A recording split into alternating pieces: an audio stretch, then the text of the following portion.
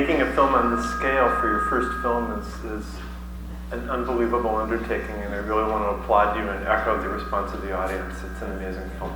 Thanks.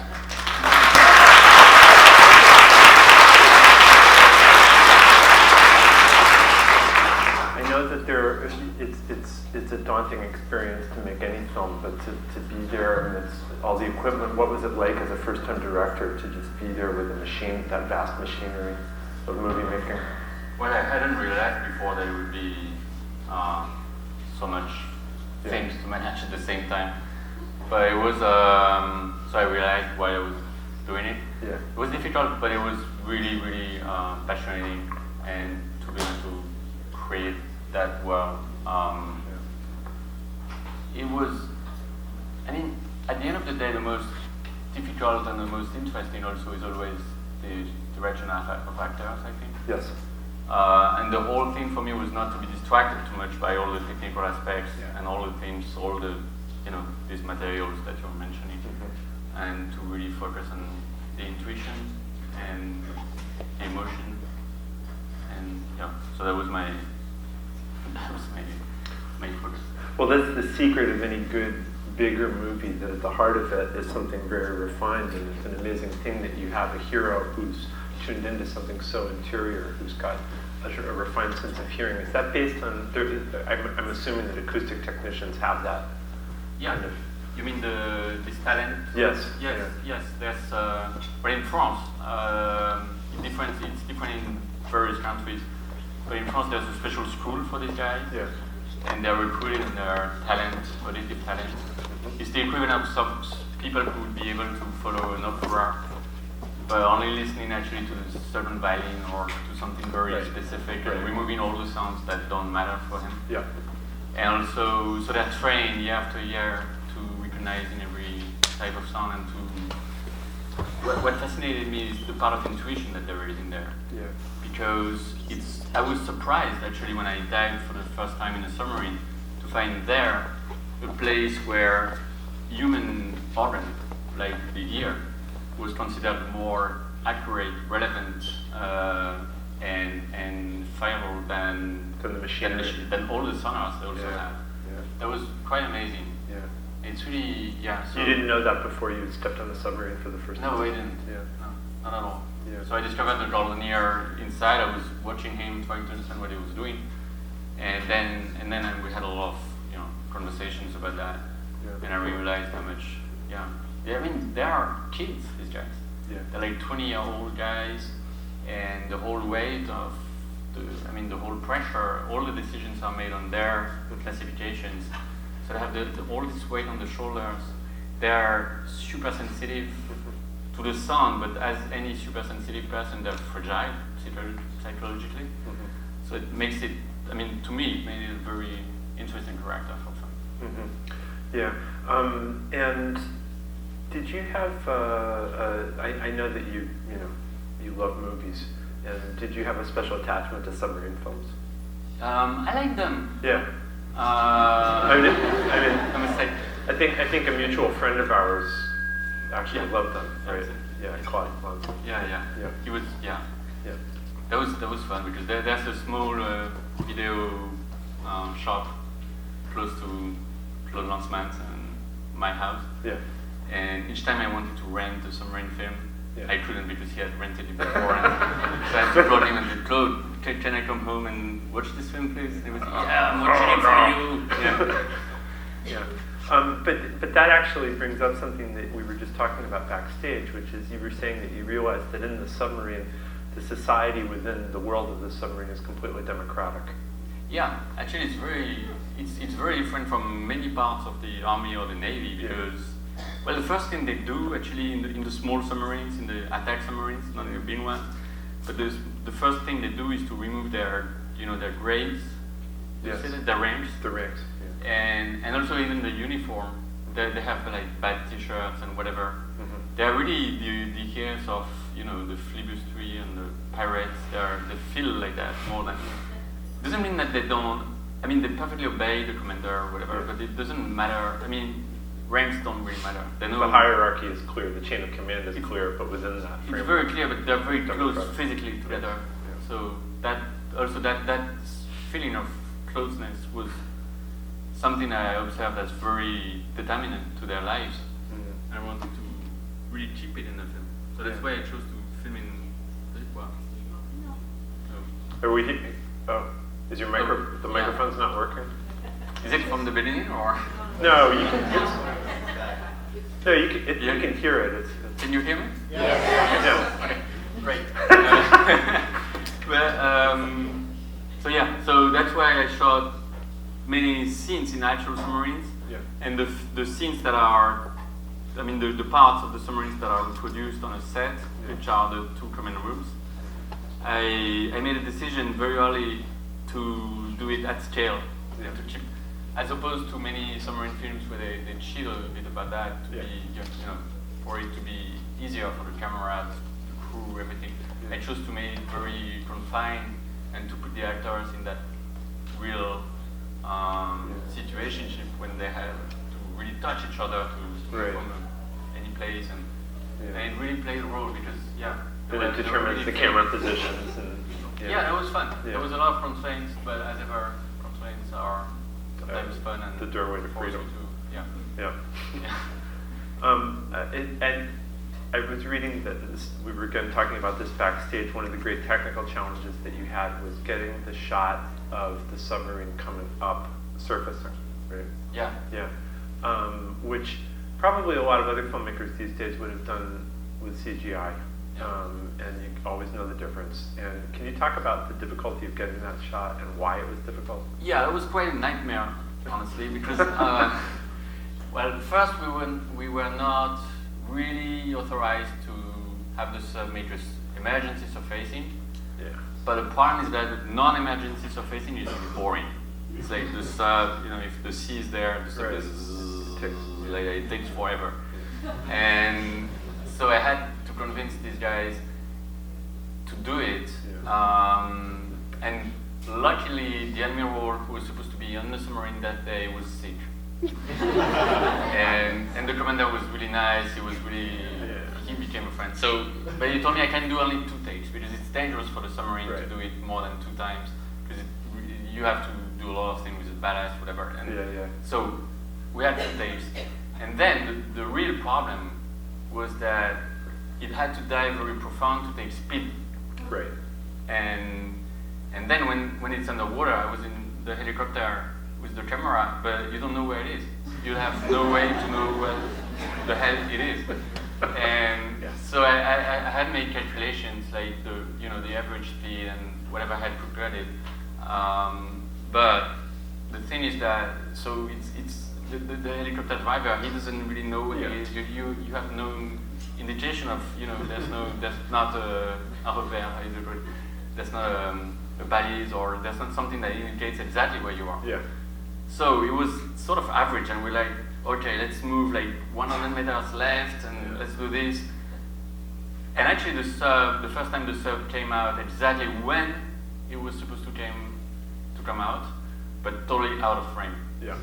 That was a disaster. And the second time, the commander changed something. He said, "Okay, I'm going to do it better." Whatever. I was like, "Oh, but you sure?" And he was like, "Yeah, sure."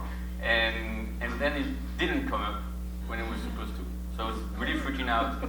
And I was okay. So if it doesn't come out now, then it's going to be more in that direction probably. So I was telling the guy, "Okay, move left 20 minutes." I was like sort of calculating and praying, and it suddenly came out exactly in the frame. Yeah. So that was cool. It pays off. And can you talk about the meticulous work that you did with the sound? Yeah, that was from the beginning. That was a film about sound. It's built into the movie. Yeah, for me that was the center character of the film, and I had to make it visible through a lot of things, and obviously the character, the visual representation of sounds, but also the sound itself. Yeah.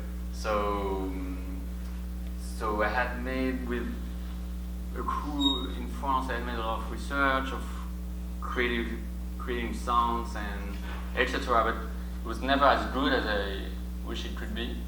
And I was lucky enough to meet with a friend of mine, who is Mary Sweeney. I think she's here. and thanks to her, I was connected to the Skywalker Ranch, and It's like one of the great places. which is Amazing not a place. bad place, yeah, Not a bad to, place. to mix a film, actually the best, Yeah. I think, on the world.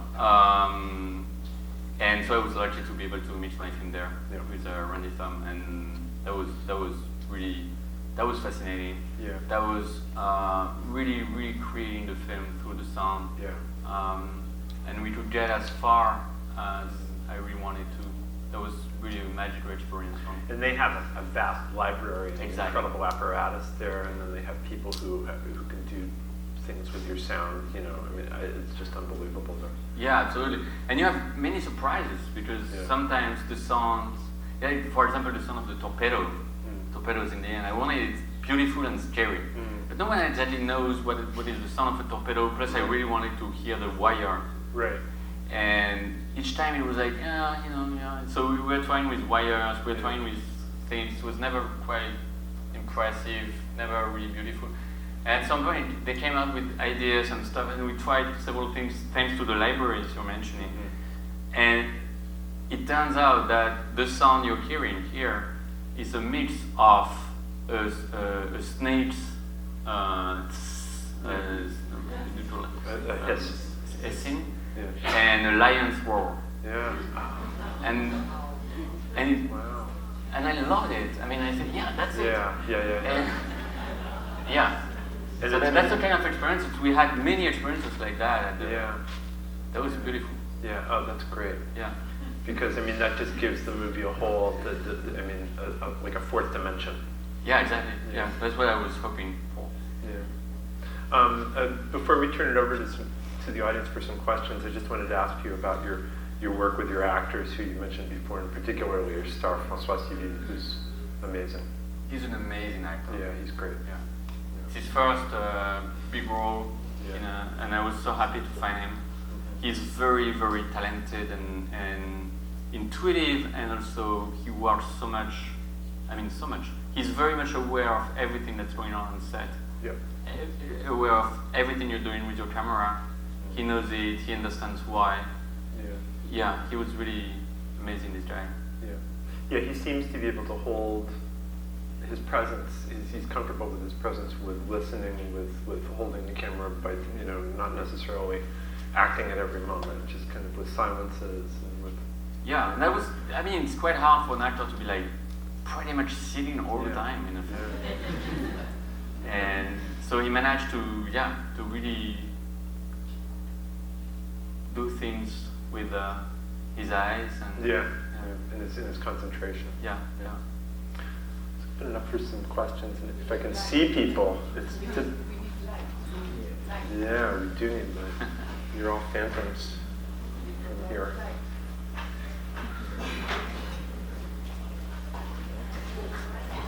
Don't mind us. We'll wait patiently for the light. We can see it all. Yeah.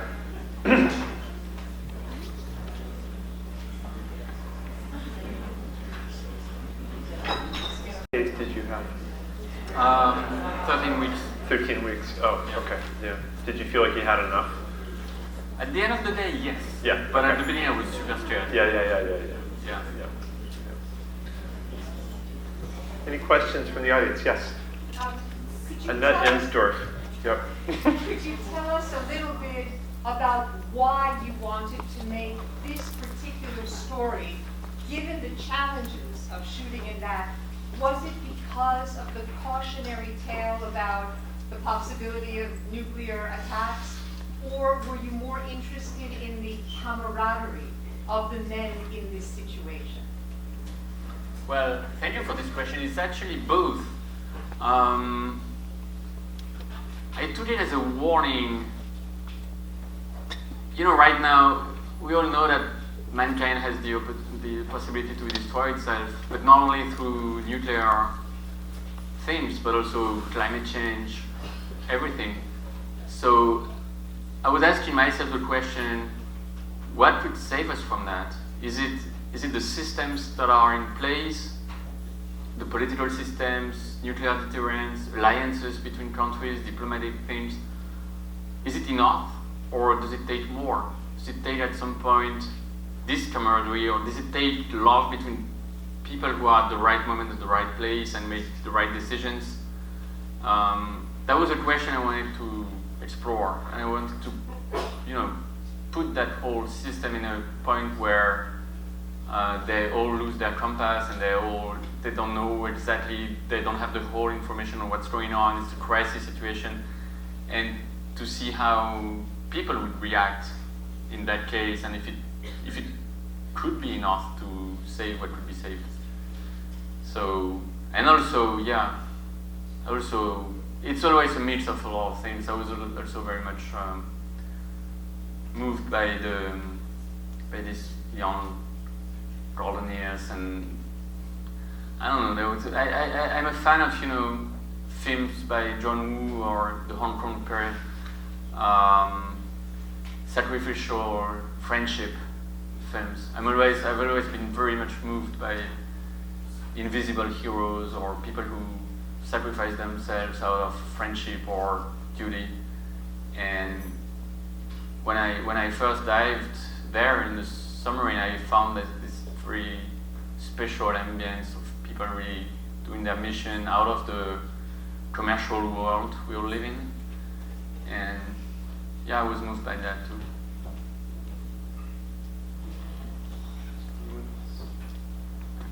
Yes. I thought I saw you. Yeah, right there. Yes. Thank you very much for Hi, this is Admiral Ken Ferry.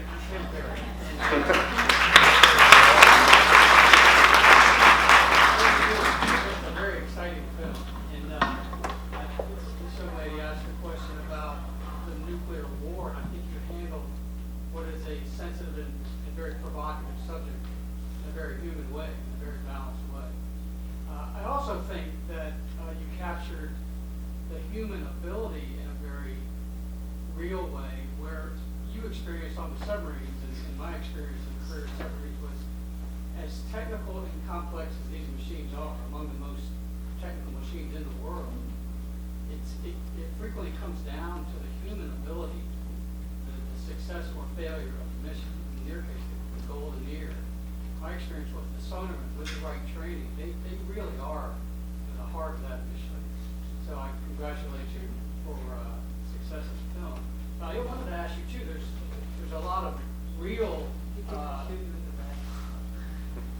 It seemed like there's quite a bit of real French Navy presence in your film. So in one of the most secret parts of La Marine, how did you get the cooperation of the Navy, or did you, in creating your film? Well, it was a long negotiation. You're right. There's even a lot of extras who are actual submarine people, and the commandos at the beginning, they're real commandos from the Navy. That was a long negotiation, but there was something really well. They were interested in having a film talking about them, as everybody is. And the thing that was really enjoyable was that, I don't know if it's the case in any country, but in France there's really this respect about film and an author, and so they never tried to interfere with what we were saying, with the script basically, or what we were. So the only restrictions were the obvious restrictions, like not filming that machine, not giving the maximal depth where the submarines can dive. It was only technical stuff that wouldn't have been interesting in the film anyway. And except for that, it was quite easy. I mean, it was quite easy because except for that, there was no restriction. So the way we shot with the actual submarines was that, as you know, when a submarine is going to dive for an amount of days, they have first to do some maneuvers to check that everything's sort of safe. And so it's exercise moments, so we shot during the exercise moments before they went for their long missions. And it was a happy collaboration, I must say. And actually, my crew, my technical crew, they found that the way submarines are organized are very close to the way a film crew is organized. Whether they would, and the submarine people were surprised to discover the same too. They would never have thought that they saw the film people as, you know, junkies or whatever. And and actually, they were functioning quite the same way. So that was easy to. We came to a real fraternity between the two crews, and that's why a lot of them asked to be extras, and that was fun. You were also saying how surprised you were that really for all the machinery and all the technology, it really was, you know, the ability of people with, you know, human senses to be able to, that was what was at the core Yeah, of everything. that was really a surprise to me. Yeah. And the other surprise to me was that if you look closely at what a Gardenier does, Yeah. actually his function is really the function of a poet, because he puts names, words on unknown phenomena. Yes. And I was so surprised to find poets in the core of the Navy. Yeah. That was not where I was expecting to find them. And well, that was a good discovery. Yeah. Question?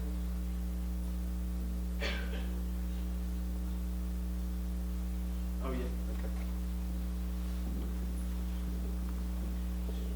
Okay. What is your next project? Very I well won't talk said. about it today, it's too early. I'm starting to work on something, but it's too early to really talk about it. Can you say 2 or 3 things that you might be interested in doing?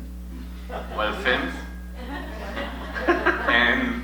and probably also an opera. Yeah. Yeah, Directing an opera or writing an opera? directing. Okay. Yeah. Yeah. I mean, do you want to do different genres? Yeah, Yeah. You want to work in, like, you know, for instance, a romantic comedy or yeah, why not? Yeah, on a submarine? not necessarily. No, when I discovered the submarine by chance, because I was invited in one of them. I was working on a comedy taking place in Middle Ages. Right. So Yeah. maybe I'll go back to that. Time for one more question. Or right over there. Okay. Hi, thanks very much for an incredible film. I wanted to go back to what you said about the golden ear. France has its school.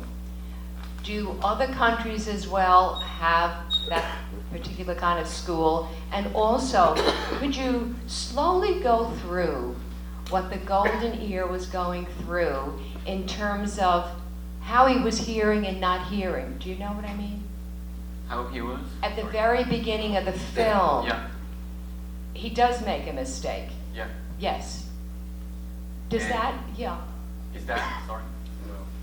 No. What he's hearing, what he's not hearing. Yeah. You know.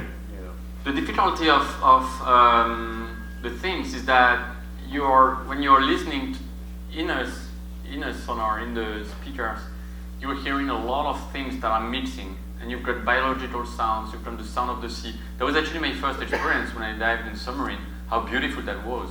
And you hear things, you don't know what they are. You don't know if they are like boats, remote whales, or just the sound of, you know, events in the sea.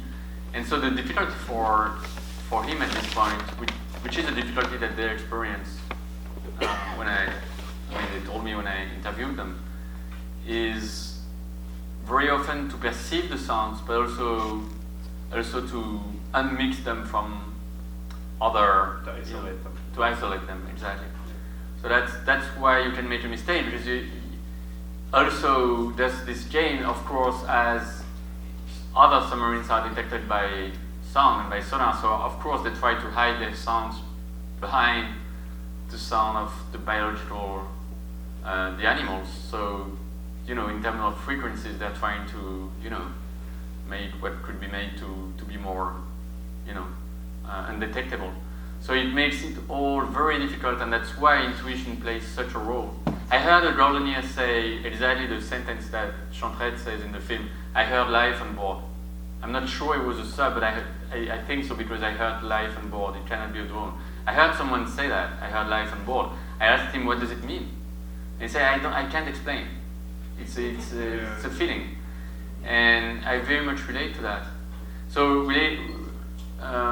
regarding your first question, I think that in France people are maybe evaluating a lot this part, this intuitive part. So the training of the golden ears is the human training of the golden ear is very important. They give it a lot of importance. They make a lot of, it's an important school, and they do a lot of stuff there. I wouldn't be able to answer for every country. As we have an American admiral here, maybe he could answer for the American Navy. Happy to not go into any detail. I can assure you, yes, it's quite extensive training for the sonarmen that do this same function on the U.S. submarines. And with any modern Navy, they'll have very extensive training. And for the most experienced and advanced sonarmen, we call them, It will be a full career of training to reach the highest levels. So multiple years of training ashore, and then experience of various submarine operations to get that level. And I guess if there was one more question in the middle here. Okay, great. How did you choose the song of the film? I don't talk about the wave.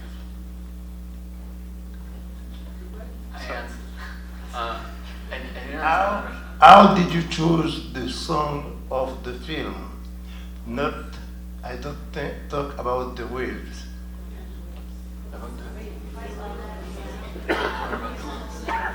You don't talk about the wave. Oh, you're talking about the sounds only. Well, that was all this part of post-production. So that was done partly during the editing and after the editing of creating, sound designing. And there was a huge work which was mainly done at the Skywalker Ranch with these teams and the teams of Randy Thumb. So that was it's a huge work because there's probably like about 1,500 shots in the film, and on each shot actually there's like more than 100 layers of sounds. Yeah. And so not only you have to choose the right sounds, but you have to put them in the right place, which makes sense. But also you have to mix them in a way that if you change the mix, there are some sounds that can mask the other ones. So if you change a little bit the mix, you'll have a totally different sound at the end of the day. So it was all this process of sound design, sound editing, and then mixing that was long and fascinating to me. Just a quick follow-up.